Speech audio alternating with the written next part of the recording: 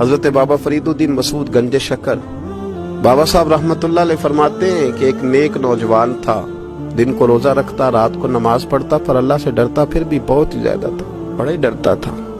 موت کا وقت آیا تو ماں ہی تھی بس اس کی، تو ماں سے کہنے لگا اماں میری ماں ہے، میرے ساتھ 3 وعدے تو کر۔ اس نے کہا پتر تو بتا، آخری ہج کی لے رہا ہے اور اس غریبنی ماں سے تو وعدہ لے رہا ہے، بتا کیا وعدہ۔ عرض کرنے لگا اماں جب میں مر جاؤں نا تو میرے گلے میں رسی ڈال کے تو مجھے گھمانا گھر کے صحن میں، اور لوگوں کو کہنا جو رب کی نافرمانی کرے اس کا یہی حال ہوتا ہے۔ یہ اعلان کرنا جو اللہ کے نافرمان ہوں ان کا یہی اشر کیا جانا چاہیے۔ اور اماں پھر دوسرا وعدہ کر، میرا رات کو جنازہ اٹھایا جائے، میں نہیں چاہتا کہ کسی کے منہ سے یہ لفظ نکل جائے کہ وہ دیکھو اللہ کا نافرمان جا رہا ہے، رات کو میرا جنازہ اٹھانا۔ اور اماں تیسرا میرے ساتھ وعدہ کر کہ لوگ مجھے دفن کر کے آ جائیں گے تو میری قبر پہ چلی جائے گی، عمل میرے پاس کوئی نہیں، پر مجھے لگتا ہے ماں کے قدموں کی برکت سے عرش کا مالک بھی رحم فرمائے گا، اماں تو وعدہ کر۔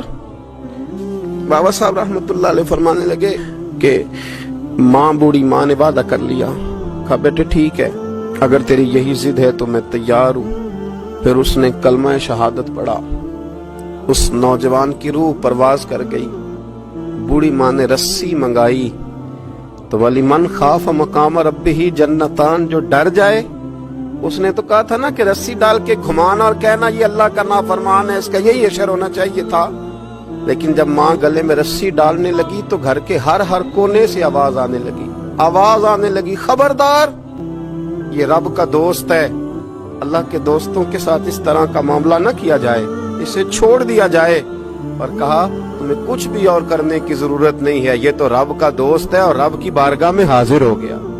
کوئی بندہ کہے گا کہ یہ تو ایک بابا فرید کا سنایا ہوا واقعہ ہے، سنیے بخاری میں حدیث ہے، نبی پاک صلی اللہ علیہ وسلم نے فرمایا، حضرت ابو ہریرہ رضی اللہ تعالیٰ عنہ راوی ہیں، حضور فرماتے ہیں ایک شخص مرنے لگا تو اپنے بچوں سے کہنے لگا کہ میں جب مر جاؤں تو مجھے جلا دینا، اور پھر میرے جلے ہوئے وجود کو پیس دینا، پھر مجھے ہوا میں اڑا دینا۔ پتر مجھے اڑا دینا، مجھے بڑا ڈر لگتا ہے، اگر رب نے مجھ سے حساب پوچھا تو میں قابل نہیں ہوں، اڑا دینا مجھے ہواؤں میں، اگر اس نے مجھ سے حساب لیا تو بڑا سخت حساب لے گا۔